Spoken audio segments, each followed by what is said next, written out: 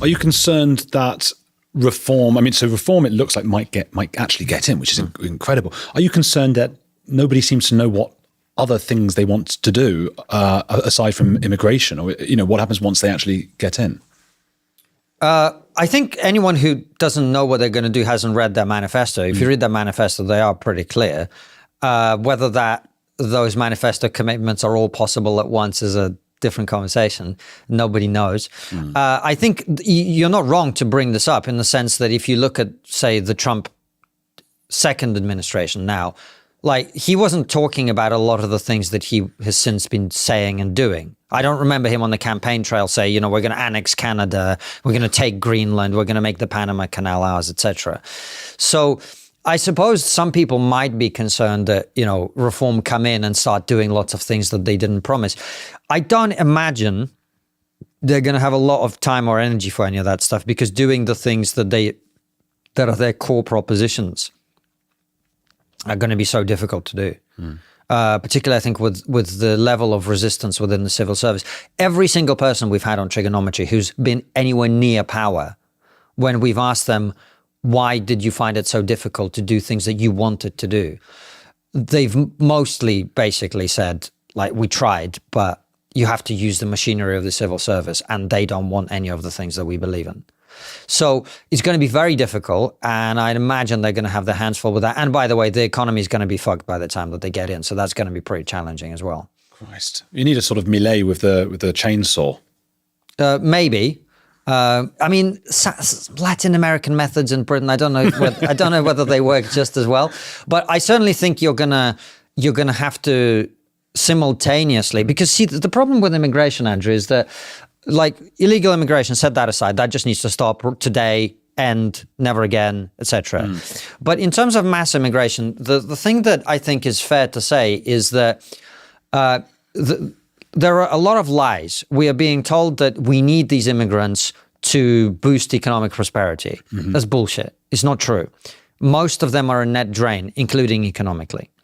Sadiq Khan has just openly, blatantly lied about it in the last week on LBC. Just lied, straight up, just a lie, just made up a thing that's not true, claiming that the average skilled immigrant brings in more than a British person. Just not true, just factually untrue. You can go and read, Matt Goodwin did a great breakdown of like how that's misrepresenting the reality, yeah? But at the same time, there has been this great trick going on, which is to say, well, the most important thing in our society is the economy. And everyone tell you, it's the economy, right? The economy is the number one voting issue. It's the most important thing. Okay, what is the economy? The economy is GDP. What happens when you bring in someone who makes 12 grand a year? Well, you've just boosted your GDP by 12 grand. Has that made this country more prosperous? Well, if you look at GDP, technically it's made it GDP higher, but it's not made the country more prosperous, because what we really should be looking at is GDP per capita, per person. In other words, the total amount of money we make divided by the number of people in the country. And our country is not growing. Our GDP per capita is lower today than it was after the financial crisis in 2008. There seems to be a per capita issue, doesn't it, on many subjects. It's the same in DEI. There are several subjects where the grooming gangs, where the legacy media doesn't seem to understand what per capita means. Yeah, because a lot of them are not very bright. And the ones that do understand it are not very honest. They want to misrepresent this issue. But this isn't a media thing. I think this is mostly a politician thing, which is, if you're a politician and you want to undo the scam, you then have to eat the consequences of that, which is you have to tell people, actually, you're poorer now than you were 20 years ago.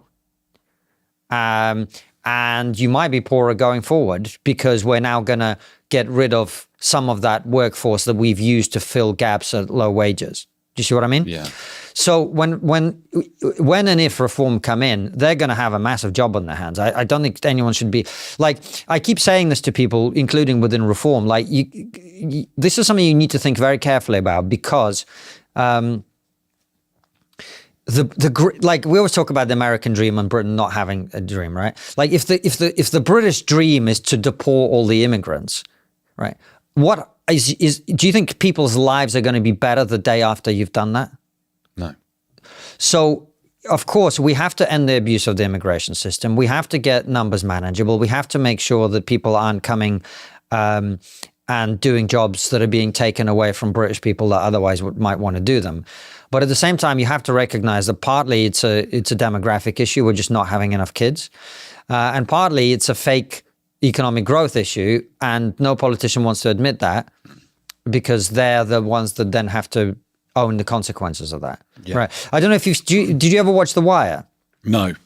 So The Wire is one of the best TV series ever. But one of the things they show is what happens when institutions have incentive structures set up in such a way that it misrepresents reality. So the police, for example, are incentivized to pretend that certain crimes are not as bad as they were, certain crimes didn't happen, etc. Teachers are incentivized to pretend that their students are doing better than, and so on and so forth. That's what's been happening on this issue. And that's why you have the levels of mass immigration that we've had, because the Treasury will say, well, we need these people to secure economic growth. Prime Minister, you don't want to go into the next election or, with the economy in recession. Well, the reality is the economy is in recession and has been for a long time, in my opinion, in the way that I would define it, right? Right. And the only way that that's been avoided, admitting that has been avoided, is by propping it up through mass low-skill, low-wage immigration. And we really need to focus on things like growing families. Well, what we need to focus on, first of all, is admitting that lie and then going, how do we boost GDP per capita? And that's why I think we're in a difficult position, because you currently have a government that is doing the exact opposite of what we need to actually get the country growing, which is, this, doing Heretics in your previous YouTube channel. As you grow, you employ more people, you pay them more, you invest more in your business, you create more stuff, right? You got to get off people's backs and let them build things instead of saying to them, we're going to tax you to the eyeballs and chase you out, because you probably have the same experience. Pretty much everyone I know who's successful, whose business is portable, is no longer in Britain. They've left. It's just us. Well, we're not that successful, clearly. But this is the point, right? Yeah. It's like, so when that happens, you're going to have to look at the way the entire economy is set up. And then, yes, of course, having kids is going to be part of that. But I don't know how much the government can do about that exactly. There's not a lot of evidence that you can really do a huge amount on that with the government. We'll find out, I guess. Gosh, it's all a bit scary. How do you end practically illegal immigration with the boats and things? Well, it's going to sound very complicated, but you turn the boats around. Because don't forget that they're not coming from Syria. They're coming from France. Yeah.